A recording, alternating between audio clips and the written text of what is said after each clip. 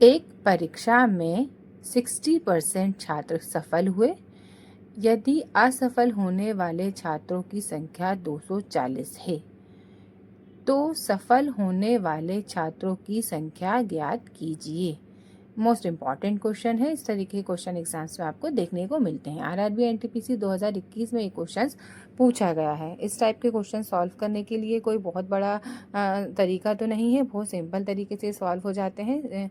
जमा के मैं आपको इसलिए बता रही हूँ, जिनको नहीं पता है उनके लिए, बाकी बिना जमाए भी आसानी से हो जाएगा। 60% सफल हैं, तो असफल कितने होंगे? 40% असफल होंगे, ईजी बात है।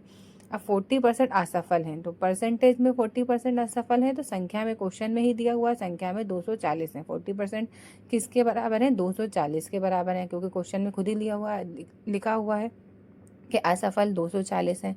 तो इजी है, अगर 40% 240 है तो 1% ईजी निकल जाएगा। इसी तरीके से डिवाइड करके 1% निकल जाता है, तो 1% कितना हो गया? 6 हो गया। अब अगर कोई 100% पूछ लेता तो आंसर हो जाता 600, लेकिन यहाँ पे 100% तो नहीं पूछा है, सिर्फ सफल होने वाले छात्र पूछे हैं। सफल होने वाले छात्र कितने हैं? 60% है, तो 600 का 60% आपको निकालना है। 6 6 36 सिंपल आ जाएगा बिल्कुल। 60% पूछ लेता या 30% पूछ लेता या कितने भी परसेंट वो पूछ लेता, उसका 600 का उतने ही परसेंट हम निकाल लेते। अगर आपके पास 100% है तो इजीली कितने भी परसेंट आप निकाल सकते हैं। 100% तो 600 है, तो 60% कितना हो गया इसका? 360 हो गया। उम्मीद है कि आप समझ पाए होंगे। 60% को ऐसा भी करके बता देती हूँ मैं, जो भोले बच्चे हैं जिन्हें नहीं पता, 60% ऐसा निकल रहा है, ऐसे आया है कि 360। 60 का 6% जो हो गया अपना 600 का 60% 360। उम्मीद है कि आप समझ पाए होंगे। बहुत ही इजी क्वेश्चन था, क्योंकि यहाँ पे पहले ही से ही असफल छात्रों की संख्या 240 दी हुई थी। असफल छात्र जो कि 40% थे, तो उससे ये जो है कि बहुत इजीली आंसर जो है अपना निकल के आ गया। उम्मीद है कि समझ पाए होंगे। नेक्स्ट क्वेश्चन की तरफ चलते हैं। 3 नंबर का अनुपात दिया हुआ है, जो है 3:4:4, और उनका एलसीएम दिया हुआ है 2400। अब इसका एचसीएफ निकालना है। इसको हम शॉर्ट ट्रिक से करेंगे, बहुत ही इजी क्वेश्चन है।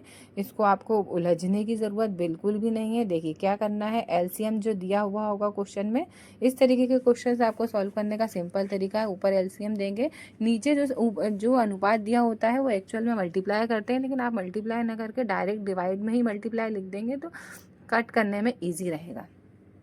4 6 64 हो गया, 600 हो गया। अब 5 से 5 1 5, 5 एक 1 इधर चला गया, 5 2 10, तो ये हो गया 120 है ना। इस तरीके के क्वेश्चन आपको इजीली समझ में आ जाएगा, इसलिए मैं धीरे धीरे काट के बता रही हूँ। 3 4 12, तो 40 जो है इसका राइट आंसर हो जाएगा, जैसा कि ऑप्शन नंबर सेकंड में दिख रहा है। 40 कहाँ दिख रहा है? ऑप्शन नंबर सेकंड में दिख रहा है।